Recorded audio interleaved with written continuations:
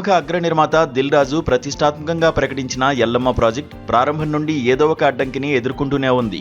భారీ అంచనాలతో అనౌన్స్ చేసిన ఈ సినిమా ఏ ముహూర్తాన మొదలైందో కానీ అటు హీరోల విషయంలో ఇటు హీరోయిన్ల విషయంలోనూ తీవ్రమైన అనిశ్చితి నెలకొంది. తొలుత నేచురల్ స్టార్ నాని హీరోగా పట్టాలెక్కిన ఈ కథ ఆ తర్వాత ముగ్గురు టాలీవుడ్ హీరోల చేతులు మారింది. కథ విన్న ప్రతి ఒక్కరూ సబ్జెక్ట్ అద్భుతంగా ఉందని కితాబిచ్చారే తప్ప సెట్స్ పైకి వెళ్లేందుకు మాత్రం ఎవరూ ముందుకు రాలేదు. దీంతో ఈ ప్రాజెక్టు భవిష్యత్తుపై టాలీవుడ్ వర్గాల్లో రకరకాల చర్చలు నడుస్తున్నాయి.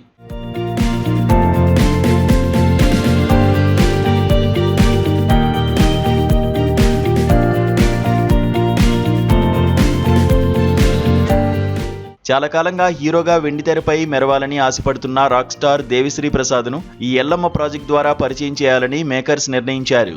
ఈ మేరకు దేవిశ్రీ ప్రసాద్తో ఒక గ్లిమ్స్ కూడా విడుదల చేసి అధికారికంగా ప్రకటించారు. అయితే ఒక స్టార్ మ్యూజిక్ డైరెక్టర్ హీరోగా మారుతున్న క్రమంలో ఈ ప్రాజెక్ట్ రేంజ్ మారుతుందని భావించినప్పటికీ పరిస్థితులు భిన్నంగా కనిపిస్తున్నాయి. ఒకప్పుడు స్టార్ హీరోలు చేయాల్సిన ఈ ప్రాజెక్ట్ ఇప్పుడు డెబ్యూ హీరో వైపు మళ్లడం సినిమా బిజినెస్ సమీకరణాలను కూడా ప్రభావితం చేసే అవకాశం కనిపిస్తోంది.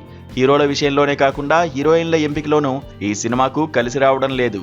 మొదట ఈ పాత్ర కోసం సాయి పల్లవి పేరు ప్రముఖంగా వినిపించింది. ఆ తర్వాత కీర్తి సురేష్ ఈ ప్రాజెక్టులో నటిస్తున్నట్టు వార్తలు వచ్చాయి. కానీ తాజా సమాచారం ప్రకారం కీర్తి సురేష్ కూడా ఈ ప్రాజెక్ట్ నుండి తప్పుకున్నట్టు తెలుస్తోంది.